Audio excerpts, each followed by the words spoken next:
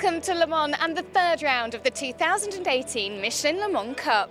As usual, the Road to Le Mans promises to be the highlight of the season with a mega grid of 50 cars this year. So let's take a look.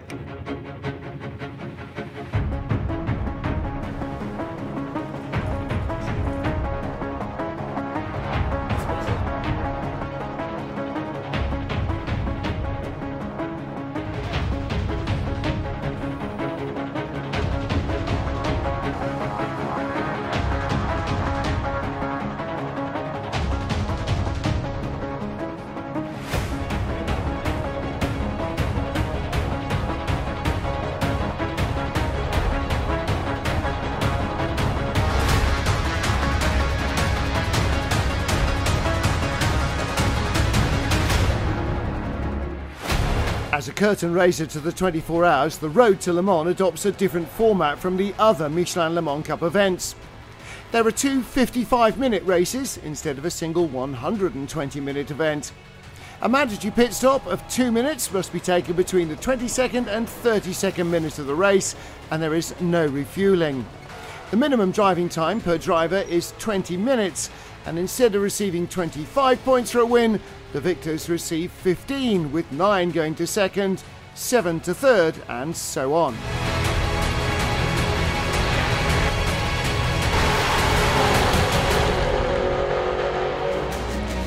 After 2 rounds, both championship classifications look quite similar. In LMP3, DKR Engineering has won twice with Jens Pedersen and Leonard Hogenboom.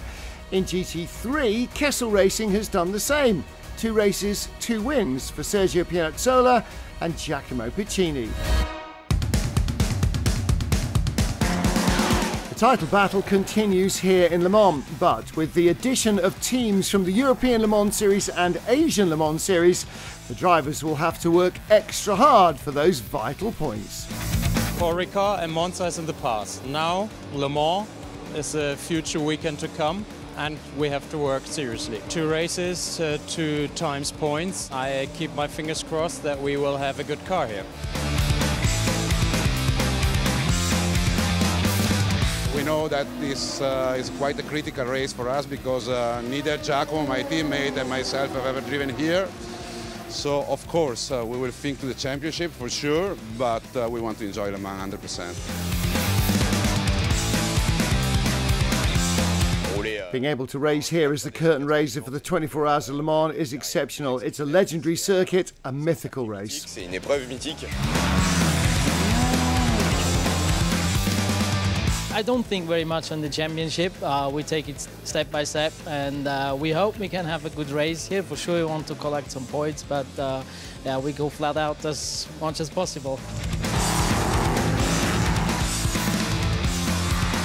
Definitely it'd be nice to get 2 wins instead of a first and a second, but competition's changed, the normas are strong. I think we've got a bit of a better package than we did last year here. I know Ligier's made some upgrades, and I know United Autosports has been working really hard for us, so yeah, looking forward to have a crack at it.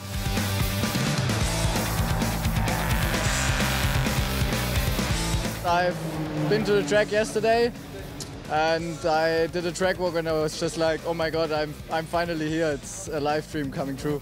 As we had a very good performance in the last races and I had the fastest lap in the race in Monza, I hope we can finally make a win here. This race is a second time, yeah, for me. Last time 10th, so I want to go better, yes. A Road to Le Mans is definitely a good way to step up your game and to get used to the track, because it's a track where you normally can't test that, and track knowledge is quite important for the teams up there, and they really appreciate it that you do this race. This is my 3rd year, so it's a very unique thing for people who race in Asia to come to this circuit. My target is 24 hours in the LMP2, but before that you need a lot of preparation, and the Road to Le Mans is the perfect stepping stone with the LMP3 going on, understanding all the LMP cars in this circuit, getting more track time in the circuit before you step on next to the LMP2 in the 24 hours.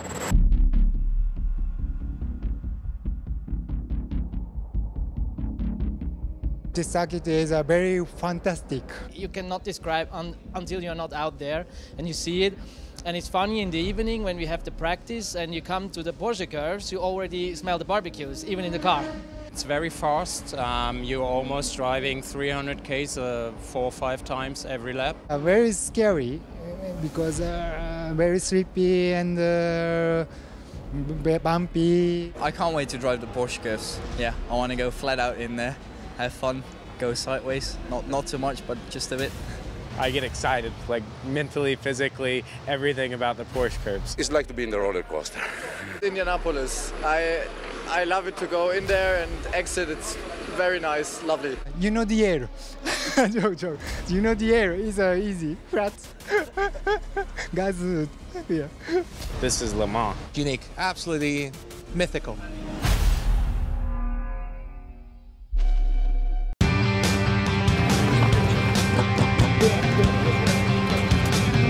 Race 1 was on Thursday afternoon. The number 11 Ligier Nissan of the American Euro International team was on pole position, with Mikkel Jensen taking the start. Pier Giuseppe Perrettini was on the GT3 pole for AF Corse. As the 2018 Road to Le Mans got underway, Mikkel Jensen from pole position led the charge to the first corner, followed by Scott Andrews of Cool Racing and James Winslow in the number 1 DKR engineering car. But trouble struck immediately. James Littlejohn in the number 2 Acura Cos-Nielsen machine had a puncture and his race was over. There was damage too for the 99 N-Race machine, and they were back in the pits. The GT3 pole sitter, Pier Giuseppe Perezzini, led early on. He's already had 4 24-hour race starts at Le Mans. But after an impressive recovery from 7th on the grid, Sergio Pianezzola, the points leader, got by him at the Dunlop chicane down into the S's, taking the lead and pulling away.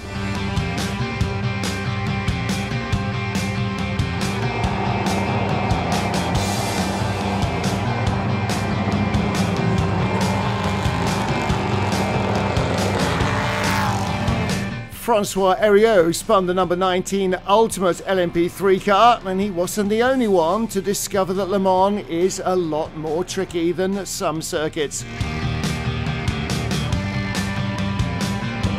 Euro International's Mikkel Jensen continued to lead strongly in their number 11 machine.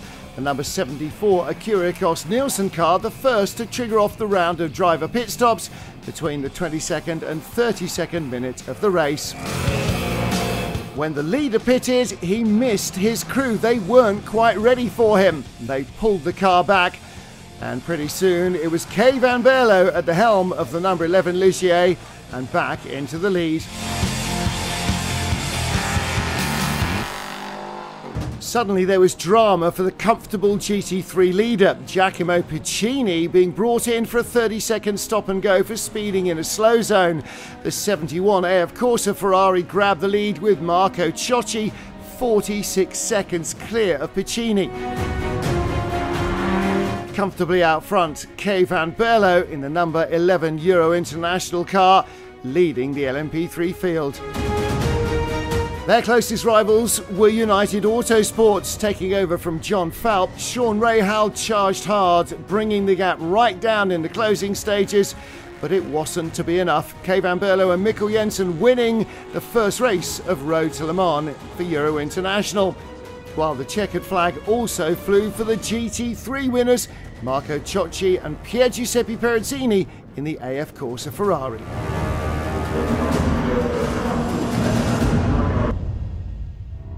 Confirmation of the result. Euro International the winner with the number 11 machine, as in the last European Le Mans Series race in Monza. Second, reigning ELMS champions United Autosports ahead of DKR.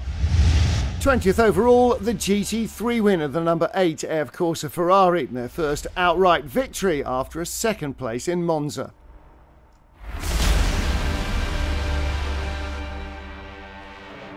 DKR Engineering's Jens Pedersen and Lennart Hogenboom claiming vital points in third, behind Americans John Falp and Sean Rahal, who won Race 1 here last year. But this year's Race 1 winners, Mikkel Jensen and Kay Van Berlo.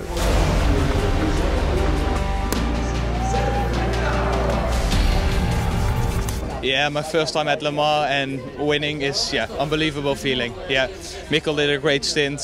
He brought the car in first place with a big gap, so I had to drive just safe and do consistent lap times, and that's how we finished. So really happy. The GT3 podium was full of Ferrari driving Italians. Third went to Claudio Schiavone and Andrea Piccini, and second Sergio Pianezzola and Giacomo Piccini. But the winners were Marco Ciocci and Pier Giuseppe Perezzini. It's very important to win this race. First of all because we are in Le Mans, second because for championship we need some win. So now looking forward tomorrow, and it's tough, it's Le Mans, so no mistakes, push hard since the beginning. We'll try to do the same tomorrow.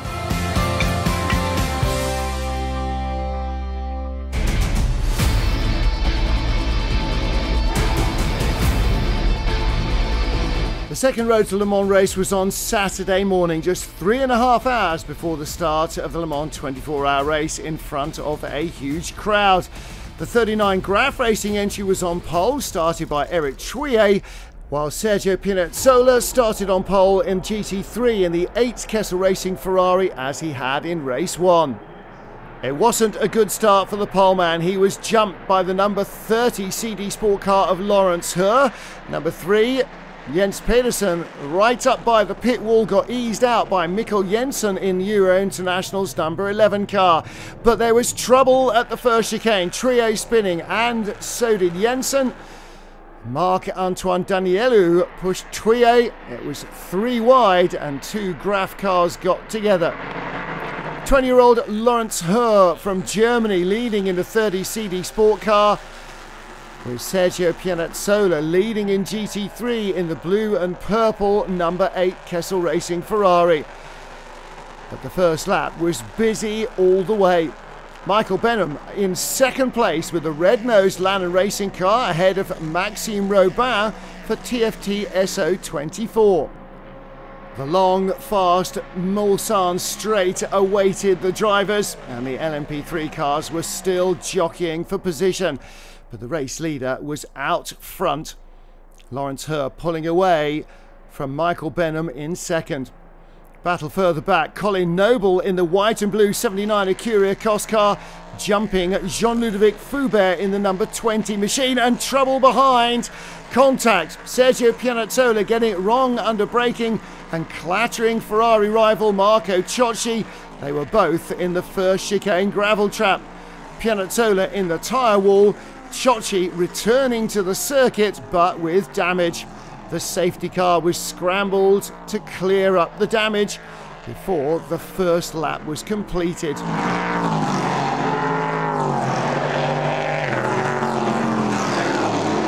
And the 2 front-running Ferraris from race 1 were both out on the first lap of race 2.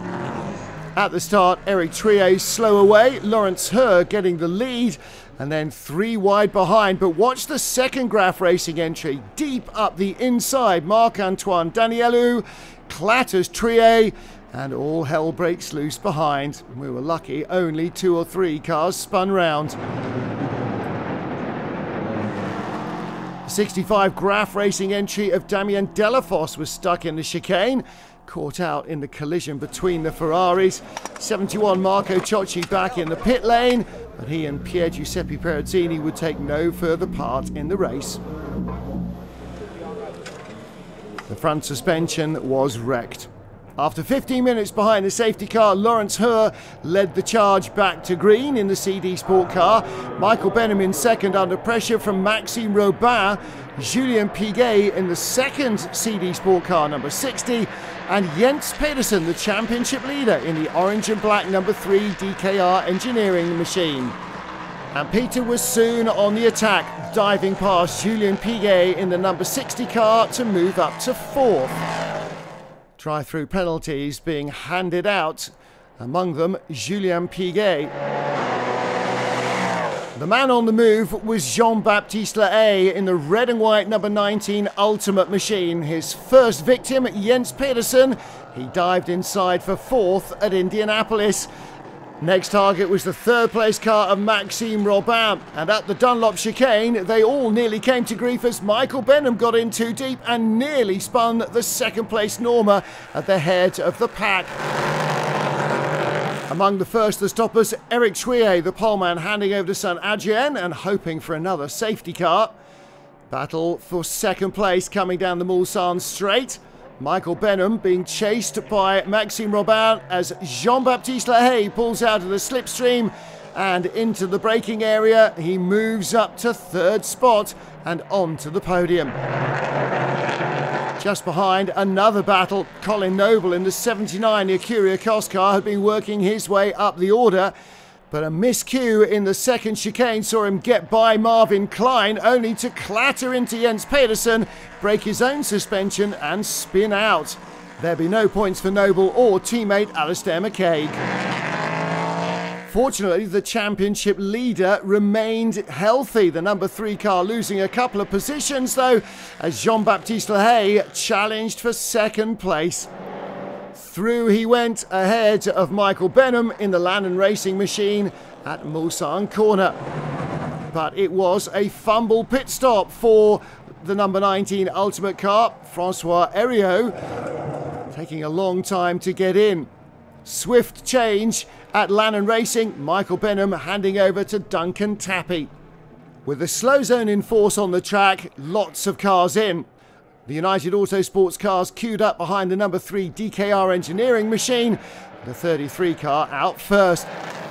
CD Sport made an error, leaving leader Lawrence Hoare out in the slow zone period, and although he lapped the number 2 Ecuria Cos Nielsen machine, that was a strategic error. By the time he came into the pit lane to hand over to Anthony Pons, everybody else was lapping at full speed. He lost more time driving around through the slow zone than the others lost doing their pit stops, and that was enough to drop them out of contention. Adrian Sheila was the new leader, and there was a battle for second right behind. Into the Porsche curves, Sean Rahal in the 33 United Autosports car, second in race 1, moved up ahead of Duncan Tappy in the 25 Lannon Racing entry. As the pit lane closed, Sheila led, but not by much. Behind in fourth place, Francois Heriot in the former leaders, the number 19 Ultimate machine, ahead of Nicolas Schatz for DB Autosport and Leonard Hogenboom in the delayed number 3 DKR Engineering car.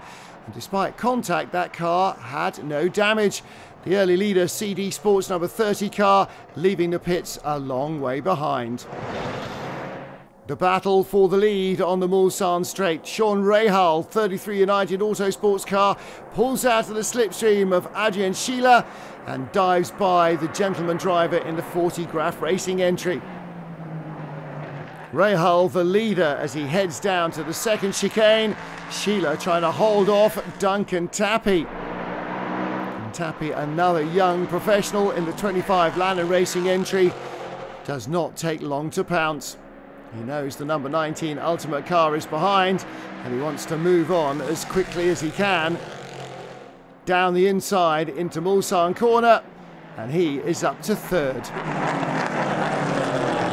Sheila would lose fourth position soon as well. Francois Heriot in the number 19 Ultimate machine, another gentleman driver, worked hard into Indianapolis to grab fourth spot. The top 2 from race 1 out, the GT3 leader was another Ferrari driver, Maurizio Mediani in the 51 Spirit of Race Ferrari. Second, Andrea Piccini in the 77 Kessel Racing car, ahead of Lewis Sonnen, Mediani's Spirit of Race teammate. With Francois Heriot retiring in the number 19 Ultimate car, the battle for third was now Adrien Sheila in the 40 Graf entry and Nicolas Schatz in 21, run by DB Autosport. Schatz making the pass and getting himself up into a podium spot. But the lead battle was some way ahead. Lannon Racing's Duncan Tappy finally making a lunge down the inside of Sean Rahal into the Porsche curves. With a slow zone waiting at the pit straight, the fight would be broken up. But Tapie needed to keep the pressure on the United Autosports driving American.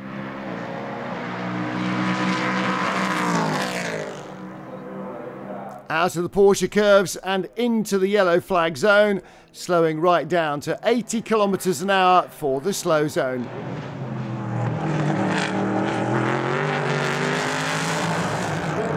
And a long slow run from the finish line, where Tapie tried to grab every single centimetre of track, almost ran into the back of Sean Rahal. Back to green and on the straight, Tapie using the slipstream to go the long way around the outside of Sean Rahal into the Mulsanne corner, just getting the car stopped and immediately having to avoid a slower car that had its own problems. Although the United Autosports Ligier tried to fight back, Tapie's Norma had just a touch more in top speed and held on.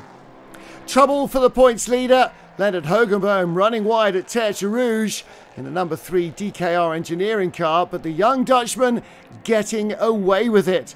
The points leader pushing hard up towards third place, Nicolas Schatz. Final lap battle for third, Ollie Hancock in the 50 Kessel Racing Ferrari, going by Lewis Cernan in the 54 Spirit of Race car. And out of the Ford chicane for the final time, Duncan Tapie and Lannon Racing claiming victory in the second race in the Road to Le Mans by yards from Sean Rahal and United Autosports. Tears of joy for Tapie's teammate Michael Benham as Maurizio Mediani claimed the GT3 win.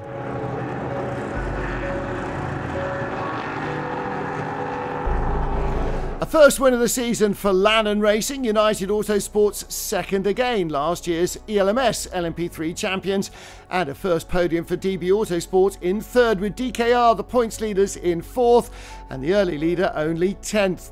13th place, lucky for the GT3 winners, the 51 Spirit of Race Ferrari, while Kessel Racing took second and third, the 77 car ahead of number 50, which claimed its first podium of 2018.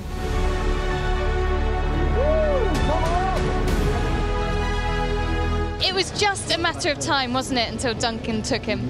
I didn't quite see it that way, I'll be honest. He's a fabulously talented driver, and if anybody was going to bring it home, he was, but that doesn't stop me from being concerned and worrying everything. I thought he'd gone wide out of on push, on karting or whatever on the last lap. I couldn't even see straight, I'll be honest. So, I mean, we've had more than our fair share of bad luck the first couple of rounds for sure. Dunk's always sort of had faith that we had the pace as a crew, and I guess today finally we can believe that that's the case. So obviously with the team behind us, it makes it a little sweeter. 25's won at Le Mans. Yeah, I know, unbelievable. I don't think I'll get bored of saying it, I'll be honest. I don't think I'll get bored of saying it. You have every right to. Go and celebrate with your team. Well done. Thank you very much.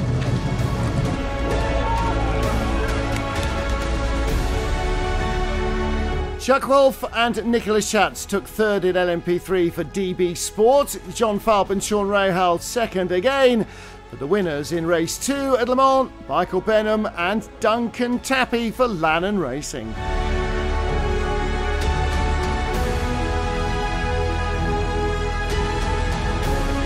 Third and fourth in the Road to Le Mans races, DKR Engineering had a strong point score, their closest rivals failing to put a point on the board. The number 51 Spirit of Race Ferrari claimed victory in GT3. Driver Christoph Ulrich with a remarkable history. The best thing in the world, as simple as that. It's my absolute favorite track. I came here a couple of years ago, the first time as a spectator. After that, I bought a race car. I started to train a bit, and here I am. I raced here first time last year. We had a P3 in the first race. And when I came back, or when I started this year, it was always about Le Mans. That's for sure. We have a championship, and it's important getting points, but it's all or nothing here. Kessel Racing's John Hartshorn and Ollie Hancock took third. Teammates Claudio Schiavone and Andrea Piccini were in second, but victory went to the 51 Spirit of Race Ferrari of Christoph Ulrich and Maurizio Mediani. A strong weekend for Christoph Ullrich and Maurizio Mediani sees the 51 Spirited Race Ferrari crew move up into second place in the GT3 standings, just 11 points behind Sergio Pianezzola and Giacomo Piccini as they head to round 4 in Austria.